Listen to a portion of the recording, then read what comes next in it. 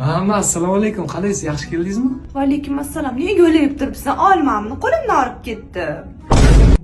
Go'laymayapman. Просто siz kelib ketganingizdan keyin uyda постоянно janjal chiqadi. Kiring. Oy, bismillah. Ukam qani? Adam ishtaydi, hozir oyimni chaqiraman. Oyi! Boshim ko'ramanmi? Olingni sani. Kirmas. Uyda nima esa? Sizlarga hali adablayna bermadimi? Yaxlab ketdim.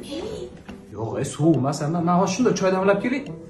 To'xta, men buni ham olib ketgin, tanlinki joyli hisob kelgan, yo'q, oyinga o'xshagan beparasatsan, ha? Bu bizaganmi? Просто постоянно quruq qo'l bilan keladingiz-ku, odam o'rganmaganda hozir. Xo'sh, amma gapiring. Nima gaplar? Uydagilar yaxshimi? Uydagilarni qo'yib tur. Menga qarasan, bola qachon uylanasan o'zi? San tengidan 3 tadan bolasi bor. Hatto senga itam qizni bermaydi. Men bundan yegin qara o'zim milliy mahsulot broko.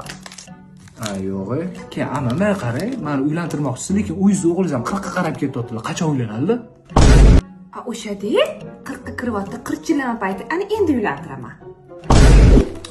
Pardalarni o'zgartiribsizlarmi? Onanglarmichi pul top aql topmaganda faqatgina men ukamni cho'ntagini shirgan, nima kerak tuppa-tuzu parda bor edi o'zgartirib. 15 yillik parda edi-ku, amma endi o'zgartirdi, lekin men mazasi zo'r ekan.